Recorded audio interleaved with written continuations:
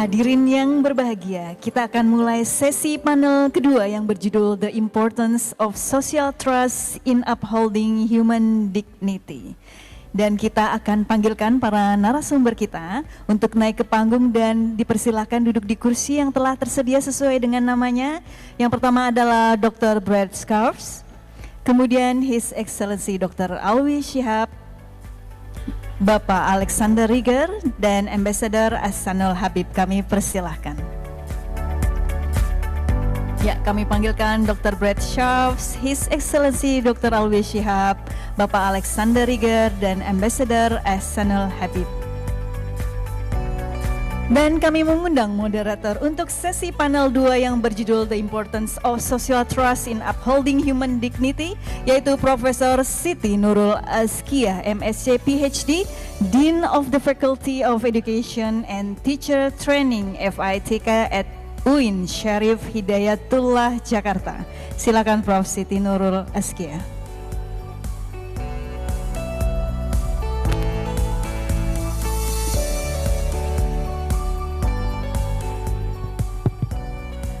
Assalamualaikum warahmatullahi wabarakatuh. Selamat siang, salam sejahtera, Om Swastiastu, Namo Buddhaya, salam kebajikan untuk kita semua. Welcome to the second panel, ladies and gentlemen, Ibu dan Bapak, selamat datang di sesi panel kedua yang berjudul The Importance of Social Trust in Upholding Human Dignity. Saya Siti Nurul Azkiyah, Dekan Faculty of Educational Sciences, Universitas Islam Negeri Syarif Hidayatullah, Jakarta. Ibu dan Bapak, kita semua hidup di dunia yang syarat dengan perubahan, yang salah satunya disebabkan oleh pesatnya kemajuan teknologi, dinamika sosial, ekonomi, dan politik, di mana salah satu pertanyaan pentingnya adalah apa yang membuat dan menjaga kita sebagai manusia tetap manusia. Dan tentu jawaban pentingnya adalah social trust. Oleh karena itu, panel kita pada kesempatan kali ini fokus pada peran kepercayaan sosial dan dalam kaitannya solidaritas sosial dalam memajukan martabat manusia. Pemahaman yang bersifat relasional tentang martabat manusia ini diharapkan dapat memberikan wawasan baru dalam upaya promosi dan perlindungan hak asasi manusia sebagai perwujudan dari panggilan to act towards one another in a spirit of brotherhood. Dan dengan bangga menjadi kehormatan dan privilege untuk kita semua dengan hadirnya keempat narasumber kita, mulai dari Dr. Brad Scarves, Director International Center for Law and Religion Studies, Brigham Young University Law School. His Excellency Dr. Alwi Shihab, Senior Fellow at Leimina Institute and the Indonesian Foreign Minister 1999-2001. Alexander Rieger, Head of Task Force, Dialogue of Cultures, Intercultural and Interreligious Dialogue, Federal Ministry of European and International Affairs of the Republic of Austria. Dan yang terakhir, Ambassador Ahsanul Habib, Deputy One Permanent Representative of the Republic of Indonesia to the UN, WTO, and other international organizations in Geneva, Switzerland. Bapak Ibu hadirin yang berbahagia, karena waktu kita yang sangat terbatas, masing-masing narasumber akan kita berikan waktu selama 7 menit untuk menyampaikan presentasinya, dimulai dengan Dr. Brad Scarves. Saya persilahkan.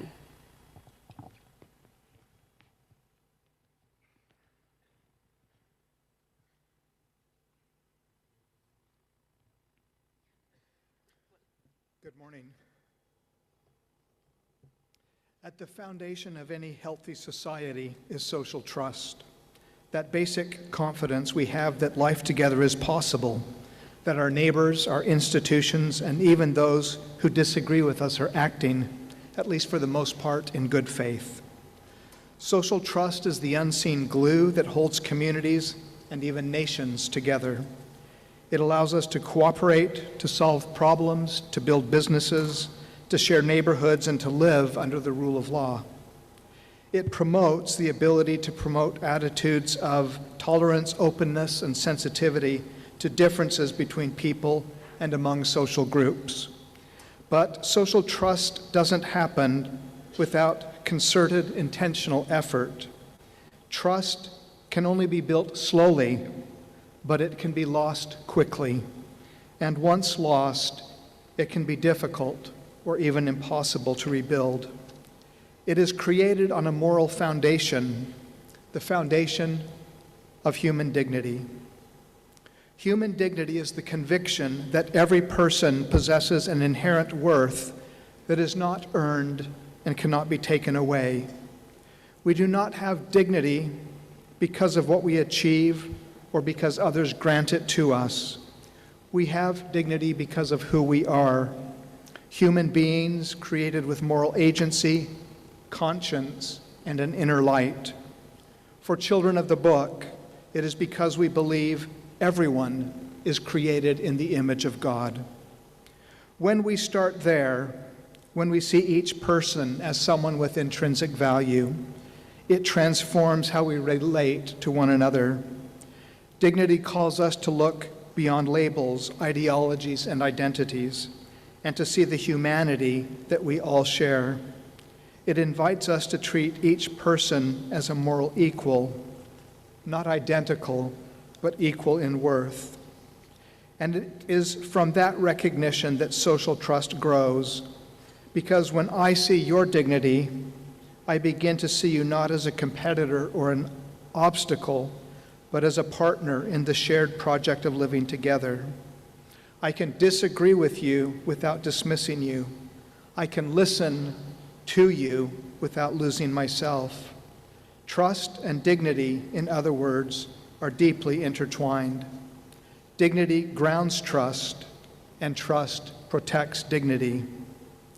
In a pluralistic society, we will always have deep and enduring disagreements about truth, morality, and the good life. But disagreement is not a failure. It is a fact of human freedom. The question is not whether we will disagree, but how. Social trust allows us to disagree without dehumanizing. It allows us to protect freedom, especially freedom of religion and belief, not because we will all see truth the same way, but because we all see each other as capable of seeking truth sincerely. When trust erodes, we begin to assume the worst about each other. Public life becomes brittle, fear replaces respect, and coercion begins to crowd out freedom. But when trust is strong, we can afford to be free. And so, if we want to strengthen social trust in our societies, our institutions, and our daily relationships, we must return to human dignity as the moral center of our common life. Let me mention just a few ways that a shared commitment to human dignity can help us build that kind of culture. Full disclosure, I have adapted this list of competencies from the Indonesian Social Cultural Competency Dictionary, which is an extraordinary way of thinking about the connections between human dignity and social trust. First, dignity helps us develop socio-cultural sensitivity, the ability to understand and accept diversity. When we see every person as inherently valuable, difference becomes less threatening and more enriching. Dignity teaches us to listen with empathy and humility, opening us to learn from the experience of others. Human dignity is a powerful antidote to the most malignant consequences of identity politics, which seek to divide us. Human dignity reminds us that whatever our differences, without discounting them, there is something even more important that binds us together, our shared humanity. Second, human dignity encourages the development of mutual respect and equality. It reminds us that every person's voice matters, that no one's background or belief disqualifies them from participating in the common good. This recognition of equality is what allows unity to emerge. not by erasing difference, but by honoring it within a shared moral framework. Human dignity invites reciprocity in a way that other closely related concepts, such as human rights, may not. When we speak of human dignity, there is something immediately discordant in focusing exclusively on my human dignity without acknowledging equally your dignity and the dignity of others. It is important to recall that the first paragraph of the preamble to the Universal Declaration of Human Rights begins, whereas recognition of the inherent dignity and of the equal and inalienable rights of all members of the human family is the foundation of freedom, justice, and peace in the world. Notice the reference to all members of the human family. This is not the individualistic conception of rights that is so often associated with international human rights. Likewise, Article 1 of the UDHR declares, all human beings are born free and equal in dignity and rights. They are endowed with reason and conscience and should act towards one another in a spirit of brotherhood. The emphasis on all human beings being equal in dignity and acting in a spirit of brotherhood again signals the importance of community, solidarity, friendship, harmony, kindness, and understanding as parts of the Human Rights Project. Third, prioritizing human dignity helps openness. It shifts our mindset from competition to cooperation. When we see the dignity of others, we begin to build relationships rooted not in fear or suspicion, but in trust and goodwill. When we genuinely see others as moral equals, we begin to shift away from a mindset that is too individualistic to a way of thinking and seeing that is more aware of others. A closed mindset resists new ideas and focuses on being right rather than learning. An open mindset, in contrast, is curious, receptive, and willing to engage with people and ideas that are different than ourselves. When we focus on the human dignity of others, we are less intimidated by or dismissive of their differences and more willing to learn from them. Fourth, dignity helps us use our differences constructively and creatively. Instead of dividing us, differences become a source of insight and innovation. A community that honors dignity can channel diversity into collaboration and problem solving, a source of strength rather than conflict. If you ask someone who runs a complex organization, they will probably tell you that when people with different perspectives and experiences come together and focus on a complex problem, the solutions will be better than those of a single individual or a group of very similar or like-minded people. Fifth, human dignity increases organizational and institutional effectiveness. In workplaces, schools, and governments, environments built on respect and fairness tend to be more cohesive, more innovative, and more sustainable. People give their best when they feel valued. This is a lesson I've learned from personal experience.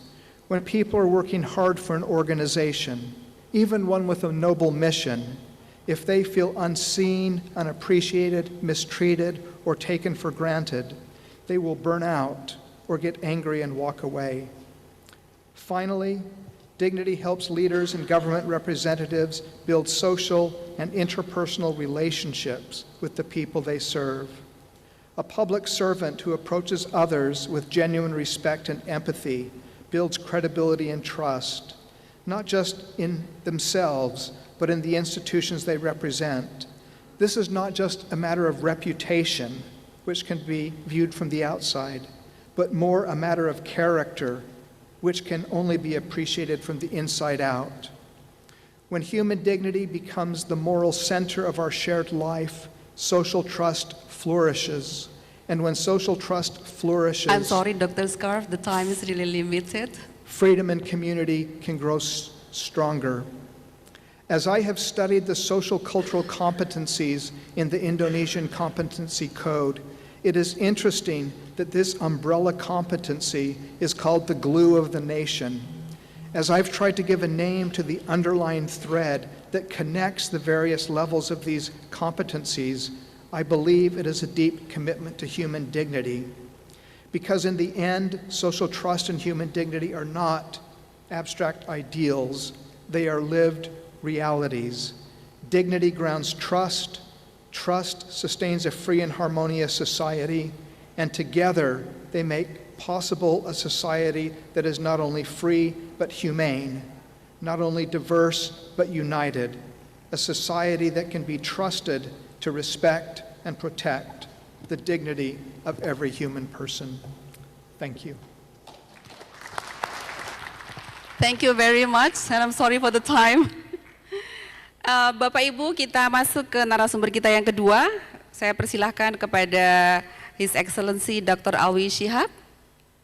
Silahkan.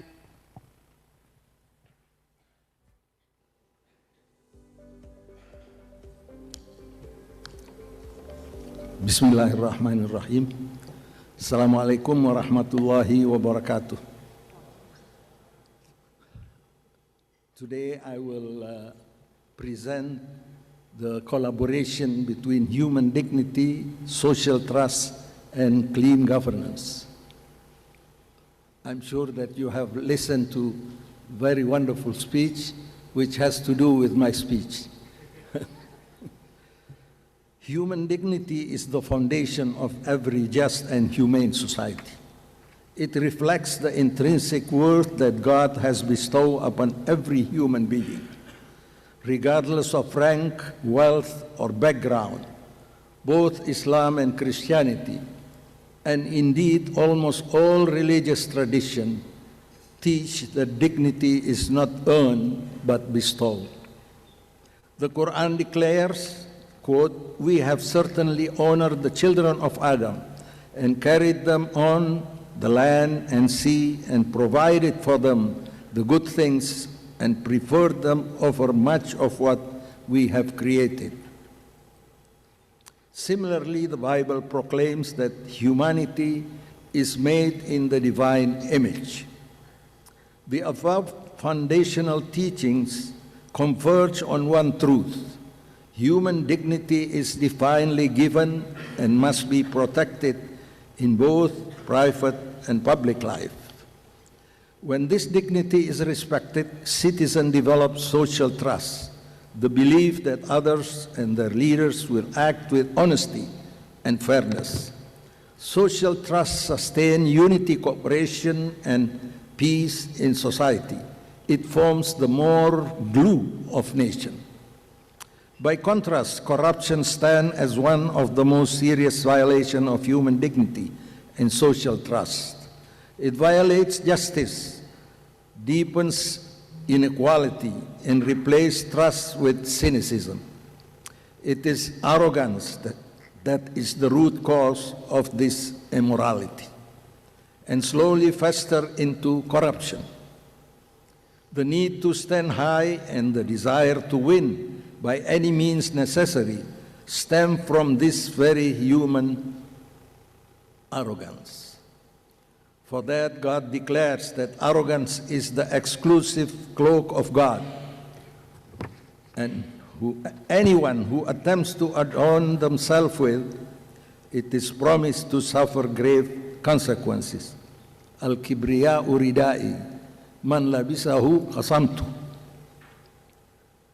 One can argue that money is not the actual root of evil, but arrogance is. The Quran condemns it repeatedly, warning against injustice and exploitation. And do not consume one another's wealth unjustly, or send it in bribery to the rulers in order that they might aid you to consume a portion of the wealth of the people in sin, while you know it is unlawful. This verse carries a strong moral and legal message about justice, honesty, integrity in social and economic dealings. This verse portrays corruption as an act of betrayal, not only against society, but against God's trust, amana. Corruption distorts justice, deepens inequality, and turns governance into a tool for personal enrichment. When officials misuse their authority, they treat citizens not as equals in dignity, but as instruments of greed, thereby destroying moral integrity and public trust. In today's Indonesia, these principles take on urgent relevance. From procurement transparency to public service digitalization, every anti-corruption measure is, in essence, a defense of human dignity. When citizens can access health care, education, and justice without paying bribes, dignity is no longer an abstraction. It becomes lived reality. In this ethical and spiritual context, we may consider President Prabowo's call for a clean and just government as having deep moral significance. His warning to officials to, quote, clean up or to be cleaned out reflect a desire to restore the integrity and accountability in public service. His statement that a corrupt government can never bring prosperity echoes the Quranic teaching that blessing, al-barakah, cannot emerge from injustice. Justice and trust are inseparable. Without them, no society can prosper. But to truly alter the fiber of the country, punishment alone is not enough.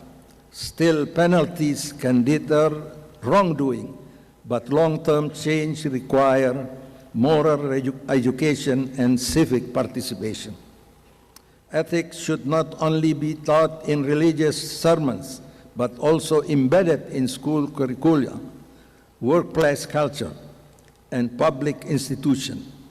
Corruption is not only an individual moral failure, but a systemic one, rooted in how organizations, businesses, and even families normalize unethical behavior.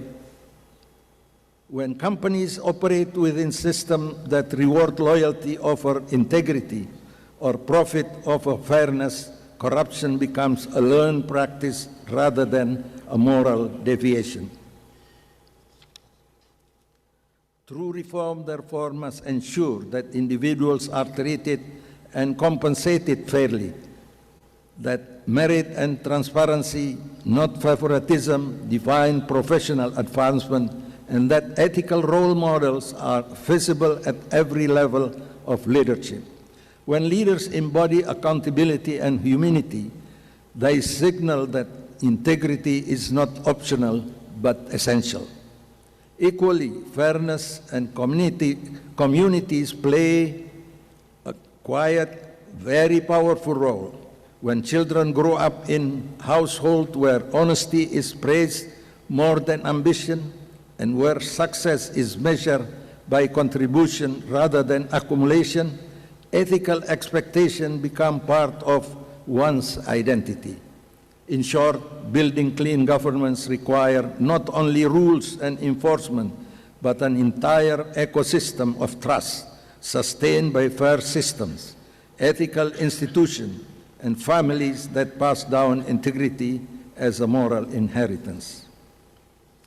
This transformation begins with humility, the antidote to arrogance. For instance, leaders can model humility through transparent decision-making, listening to criticism, and publicly disclosing their assets. Communities can celebrate honest service as much as they celebrate success. As Buddha teaches us, a true noble person is one who overcomes pride and ego through humility. Religions teach that leadership is not a privilege, but a sacred responsibility. A leader who upholds justice and transparency not only fulfills their duty to the people, but also honors their duty to God.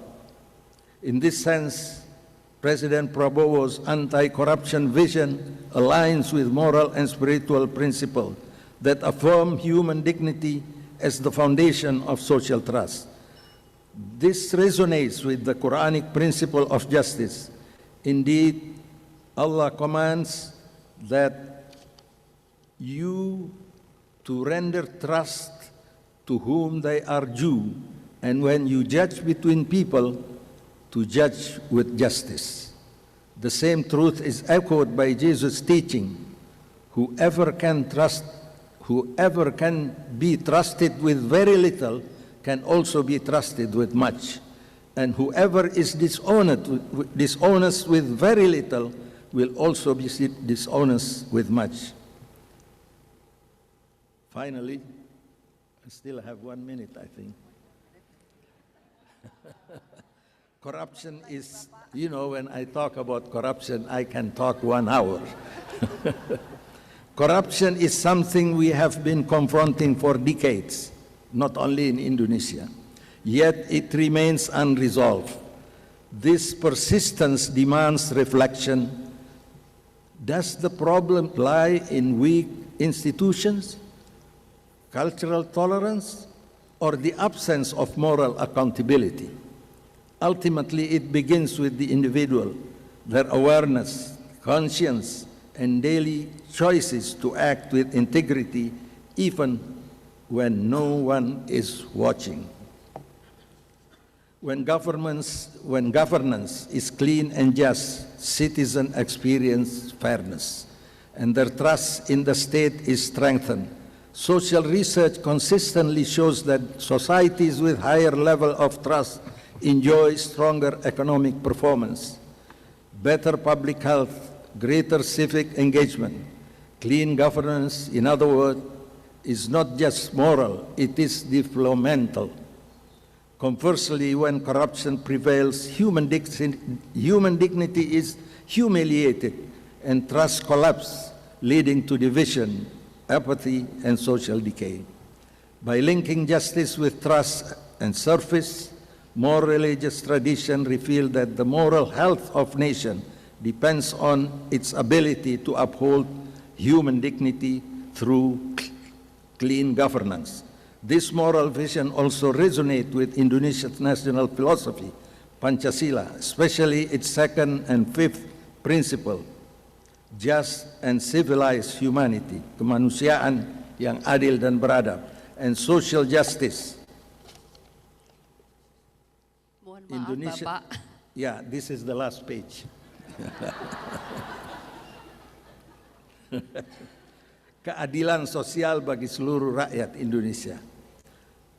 Finally, upholding human dignity through clean governance fulfill these ideals and embodies the spirit of gotong royong, mutual cooperation rooted in equality and trust.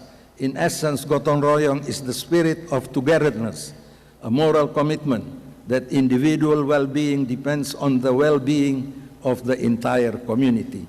Programs that encourage community oversight of local budgets, citizen reporting platform, and open town halls reflect this spirit in action.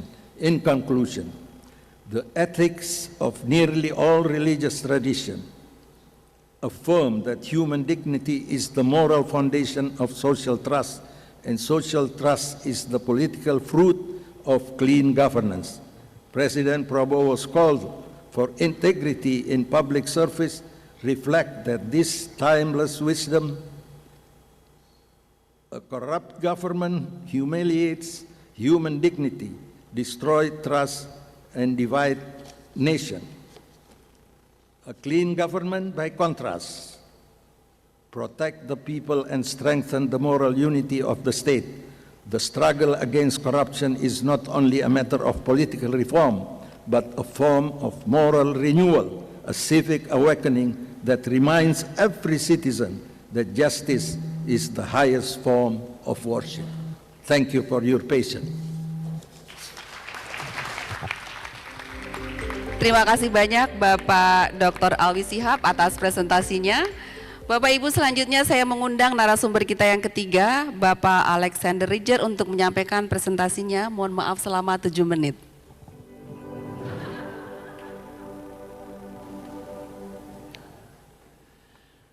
Excellencies, ladies and gentlemen, colleagues and friends, it's a great pleasure to be here today, and I would like to congratulate the Ministry of Primary and Secondary Education of the Republic of Indonesia, as well as the Lemena Institute, for its focus this year on education and social trust. In diplomacy, we often speak about treaties and institutions, but there is something even more fundamental that holds our societies together: trust. Social trust is the invisible infrastructure of democracy. It allows citizens to cooperate despite differences in origin, belief, or worldview. When trust breaks down, laws may still exist, but dignity becomes fragile. As Article 1 of the Universal Declaration of Human Rights reminds us, all human beings are born free and equal in dignity and rights. That spirit of brotherhood only becomes real when people trust that this promise applies to everyone, including themselves. So human dignity is not just a moral aspiration, it's a legal foundation. And in 1964, Austria gave constitutional rank to the European Convention on Human Rights. Fundamental rights such as equality, freedom of conscience, protection from discrimination are directly enforceable before Austrian courts. So dignity is not a preamble, it's a daily legal standard. At the European level, the EU Charter of Fundamental Rights begins with the words, "Human dignity is inviolable. It must be respected and protected." This line binds all EU institutions and member states, making dignity and rights two sides of the same coin. And of course, in Vienna, we also have the EU Agency for Fundamental Rights, which provides data and advice to strengthen equality and combat hate crimes. Having this agency in Austria sends a strong signal. We do not just talk about dignity, we monitor whether it is lived. The past years have shown how quickly social trust can erode. During the COVID-19 pandemic, societies worldwide experienced deep polarization, driven by differing views on public health measures, government authority, and individual freedoms, eroding trust in institutions and experts. Digital polarization has added new strains. Reports show that online hate speech complaints have risen by almost 40% since 2020, and AI-generated misinformation now blurs fact and fiction. At a deeper level, social trust is tested by inequality: economic, digital, ecological. When parts of society feel left behind by globalization, green transitions, and others, frustration grows and trust declines. And last but certainly not least, extremist narratives, be they political or religious, thrive on fear and hate of the other. They erode empathy, and empathy is the everyday face of dignity. The good news is there are tangible instruments that can turn dialogue into trust. Let me give you a few examples. For instance, in Austria, we have the human rights cities. The cities of Graz and Vienna formally declared themselves human rights cities, with monitoring councils, dedicated offices that integrate rights-based approaches into local governments. Together Austria Integration Campaign. Since 2011, young Austrians with migration backgrounds have served as integration ambassadors, visiting schools to share their stories and encourage participation. They show that religious and cultural diversity are not a barrier, but a strength. Education for intercultural competence. Since 1992, intercultural learning has been part of Austria's curriculum. And as we heard in panel 1, we also have religious teachers who are competent in other religions and teach interreligious dialogue. We have the platform of recognized religious communities, which was established in 2012, and which brings together 16 faiths to issue joint statements, advise government, and coordinate humanitarian action. In our ministry, we have the yearly Intercultural Achievement Award, where we recognize the most outstanding intercultural and interreligious initiatives worldwide. Recent winners include, for instance, a project in Israel using Bedouin narratives to bridge divides. Those are powerful reminders that dignity grows through shared stories. And at the European level, the Intercultural Cities Program and the EU Anti-Racism Action Plan support cities and institutions in fostering equality and inclusion and local participation, turning human rights from ideals into daily practice.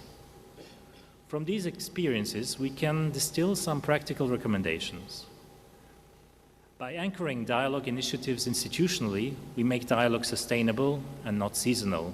I think the Lemena Institute has been very successful here. Educate for empathy. By teaching how to understand another's worldview, both at the cultural and at the religious level, we strengthen social resilience. Sounds familiar, sounds like cross-cultural literacy. Dialogue initiatives work best through shared goals, from community gardens to neighborhood projects or instruments such as art and music. And I think later on with Professor Sarah Weiss, we will hear exactly that. And finally, we have to protect dignity online. Digital literacy and accountability are essential to sustain trust in a more and connected world. As we conclude, allow me to recall the German title of a French novel by the novelist Anna Gewelde. In French, it's called Ensemble c'est tout. In German, it was translated as Together, One is Less Alone. And I would add, together, guided by trust and dignity, we are not only less alone, we are stronger, more resilient, and more human. Social trust cannot be established by decree. It must be cultivated through respectful dialogue and participation, and through the firm belief that every person's dignity has equal worth. It grows when we listen to another, when we build bridges across difference. It's when we focus on what unites us rather than what divides us that we can come together. So let's take this spirit with us to continue learning from each other's best practices, and strengthen the foundation of mutual trust within and among our societies. And education plays a vital role here. I think that was also very clearly shown in panel 1. It equips us not only with knowledge, but also with empathy, with responsibility and respect, the cornerstones of peaceful coexistence.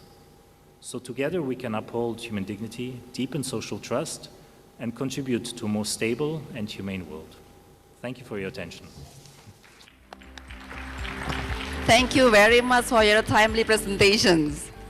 Bapak Ibu, sampailah kita kepada narasumber kita yang terakhir, Bapak Duta Besar kita, Bapak Ahsanul Habib, untuk menyampaikan pemaparannya. Silahkan Bapak.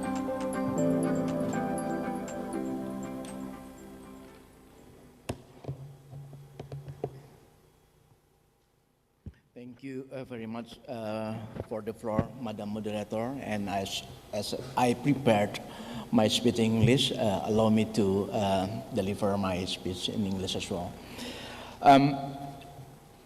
My fellow panelists, distinguished colleagues, ladies and gentlemen, excellencies, just 3 and 4 weeks ago, I had the privilege to share platforms with the President of the International Committee of the Red Cross and the United Nations High Commissioner for Refugees, respectively. Their messages were stark and sobering since, when it comes to human dignity, the world is facing one of its bleakest periods in recent memory. The President of the ICRC shared that there are no more than 130 active conflicts around the globe, while the UN High Commissioner on Refugees reported that over 120 million refugees are currently displaced. Sacred principles, both moral and legal, that humanity has upheld for decades are being violated with alarming frequency. Hospitals and humanitarian camps are bombed. Places of worship are desecrated. And humanitarian personnel and aid convoys are deliberately targeted. In Gaza, civilians have been killed indiscriminately, including more than 20,000 children since 7 October 2023. Beyond conflict zones, over half of low-income countries are now in or at high risk of that distress. Just as development finance is shrinking and major powers shift priorities toward record high defense spending. All this unfolds even as the UN Charter and the Universal Declaration of Human Rights, our holy books of multilateral cooperation, affirm the inherent dignity and equality of every human being. Violent oppression, unjust economic measures, and the persistence of deep-rooted colonial mindsets have intensified humanitarian crises and widened global fractures. Distinguished participants, it is not without great intention that Indonesia consistently reminds the world of the enduring legacy of the 1955 Asian African Conference. At its heart lay a simple, universal truth: human dignity. The dignity of Asians and Africans who endured centuries of domination and rose to claim their rights. And the conference placed human rights at the center, not as abstract principles, but recognizing that their protection is the very essence of treating human being as human. I'm proud to say that Indonesia's foreign policy today still carries that Bandung principles and spirit. In Geneva, Indonesian diplomats worked tirelessly to promote a global order free from double standards and free from politicization. As a long-standing promoter of the right to development, for example, we consistently emphasize that civil and political rights must be treated on equal footing with economic and social and cultural rights. Instead of one-sided finger-pointing at how countries implement the rule of law, we must also maintain equal focus on development challenges. Global development is experiencing a severe regression. The World Bank warns that 2020-2030 may become a lost decade as poverty reduction stalls, human development slows, and the SDGs slip further from reach. From trade war to recession risk, it will hit the least developed countries to the hardest as the world poor is effectively treated as collateral damage while inequality and polarization deepen. As Nobel laureate Amartya Sen reminds us, development is ultimately about freedom. Freedom from poverty, hunger, and preventable disease, and freedom for every person, especially women, to shape their future, fulfill their potential, and participate meaningfully in public life. Let me offer another example from our work in Geneva as the city of multilateralism on global public health. In May this year, the World Health Assembly adopted the Pandemic Agreement that set out a practical framework on how countries prevent, prepare, and respond to pandemics. Indonesian negotiators played an important role throughout the 3-year negotiation to embed strong principles of solidarity and equity. It was a hard-fought and often fierce struggle between developed and developing countries. I would like to think that it was a struggle for fairness and justice. The Pandemic Agreement, together with the pathogen access and benefit sharing system currently being negotiated, lays the groundwork for a safer, fairer global health ecosystem. These are just two of many examples of how Indonesia working to create a more just global system. Ladies and gentlemen, the concept note for this conference rightly highlights the importance of social trust and social solidarity in defending human dignity. But one thing is certain, trust cannot thrive through politics of indifference, unfair treatment, and double standards. As a diplomatic official, I have seen how power struggles, political interests, and hegemonic tendencies still shape global agendas. from peace and security to global health and economic governance. Our duty is to keep pursuing a balanced international cooperation, thus fulfilling the mandate of Indonesia's 1945 Constitution to participate in building a world order based on freedom, peace, and social justice. And I thank you. Luar biasa, terima kasih banyak Bapak Dubes kita yang sudah menyampaikan presentasinya sangat tepat waktu. Bapak Ibu hadirin yang berbahagia, mari kita berikan aplaus yang paling meriah sebelum kita membuka sesi tanya jawab. Dan karena saya diberi pesan oleh panitia, kita akan menyelesaikan panel ini pada pukul 12.30. Saya membuka hanya satu pertanyaan singkat. Silahkan Ibu. Semoga masih ada waktunya ya Ibu nanti ya. Tolong singkat disebutkan nama, dari institusi mana, dan kepada narasumber yang mana akan diajukan pertanyaannya. Kesempatannya, nama saya Ririn dari CCRL Program Alumni. Pertanyaan ini untuk Dr. Brett dan Mr. Alex. Sebagai perwakilan dari negara maju, apakah social trust dapat menjadi indikator kemajuan sebuah bangsa? Sama pentingnya dengan ekonomi dan teknologi. Terima kasih. I think we can directly give the floor to you to address the questions. Silakan dimulai dari Dr. Brad.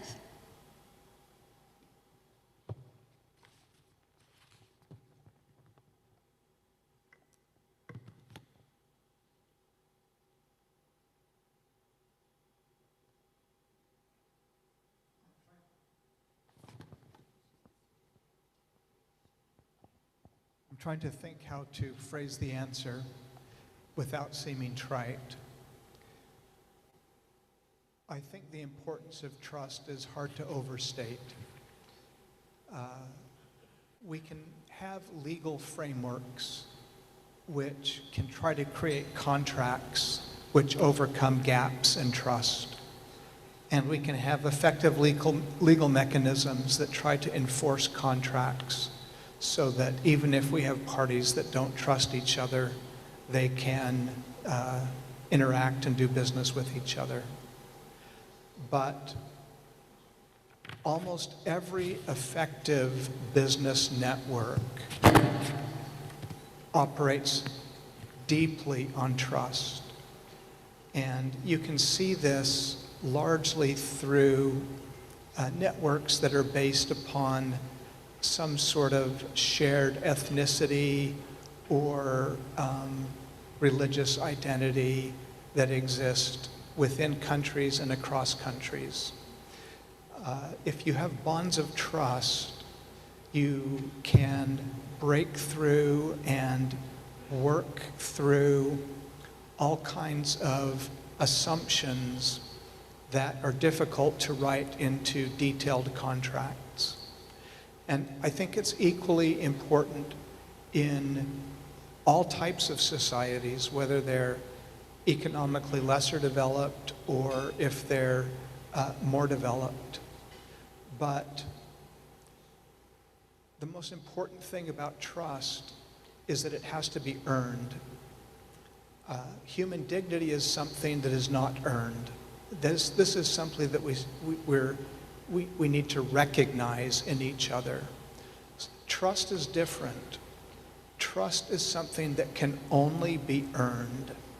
You don't trust someone just as a matter of a gift you give them. You might start from a posture of trust, but trust really has to be earned. And it's usually earned over time, and it's earned through ongoing interaction. It's built. Trust is built and sustained. And one of the really remarkable features of trust is that while it takes a long time to build, it can be destroyed very quickly. And after it's destroyed, it can be very difficult to rebuild. We can see this in personal relationships, like a marriage We can see this in all kinds of relationships like friendships, in business partnerships. And so social trust is a social good that we need to treat as extremely valuable because it's something that is really precious and we need to handle it with extraordinary care. And I think that's the primary feature of trust, is that it is something that is earned, that it's built slowly, and it can be destroyed quickly.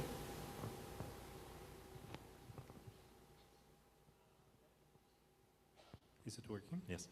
Thank you very much. Almost everything has been said by Brett already, so thank you, Brett. I would say social trust is a bit the foundation for a stable, for a cohesive society. If there is social trust, there is trust, and if there is trust, things can go well.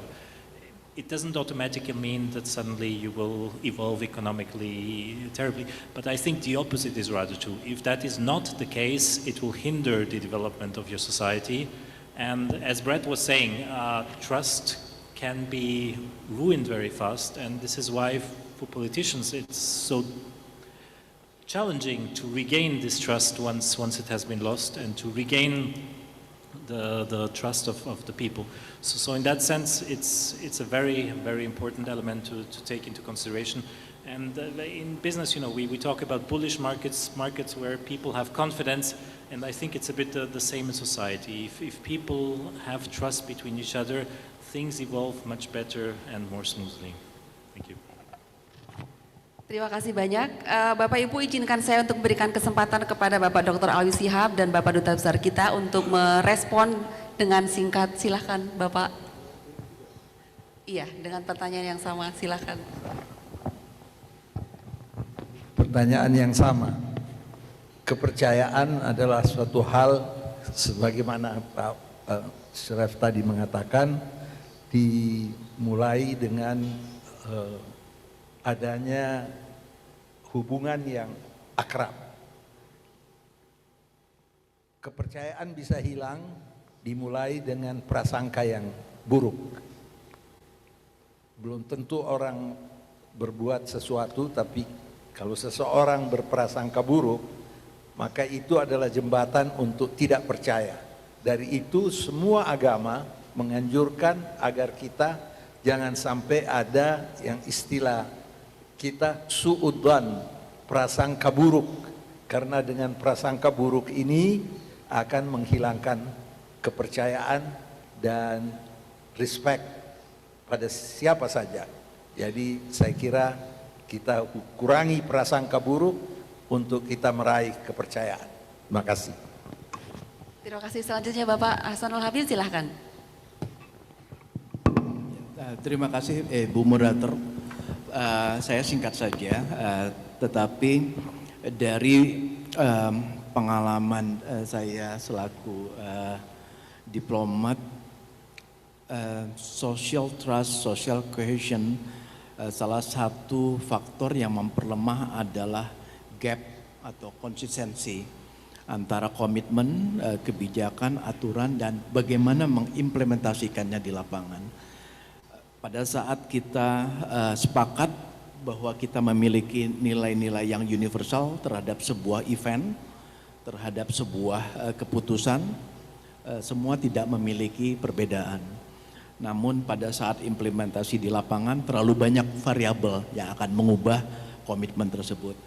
Dengan demikian moral of the story-nya adalah yang perlu kita lakukan secara terus-menerus adalah secara konsisten memperkuat komitmen menjadi implementasi yang sejalan. Ini yang menjadi tantangan kita dan sering kita temui dalam dunia diplomatik. Yang saya sampaikan tadi dalam pidato adalah double standard, hipokrit, sehingga mengurangi ikatan social cohesion dan social trust among member states atau di antara masyarakat internasional. Terima kasih Bapak Ibu. selesai sudah sesi panel diskusi kita pada siang hari ini, meskipun saya tahu masih banyak yang ingin kita bahas. Sedikit kesimpulan yang bisa kita tarik dari panel kita pada siang hari ini adalah bahwa social trust merupakan kekuatan, merupakan fondasi moral dan sosial yang harus terus kita jaga, karena ini menjadi satu hal yang juga mudah rapuh. Dan semoga diskusi ini menjadi pengingat bagi kita semuanya untuk terus menumbuhkan kepercayaan baik di lingkungan keluarga kita, di lingkungan sosial, dan juga di lingkungan tempat kita bekerja. Terima kasih kepada para narasumber kita yang sudah sangat luar biasa menyampaikan pemaparan dan inspirasinya, dan juga terima kasih kepada Bapak Ibu seluruh peserta atas partisipasinya. Sekian, terima kasih. Wassalamualaikum warahmatullahi wabarakatuh. Dan sebelum kita mengakhiri, mari kita mengambil foto bersama.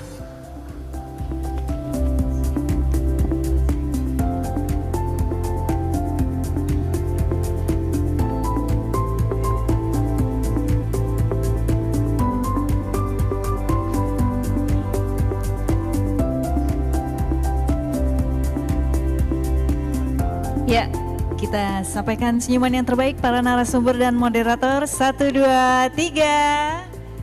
Oke, sekali lagi dengan senyuman yang lebih baik lagi. 1, 2, 3.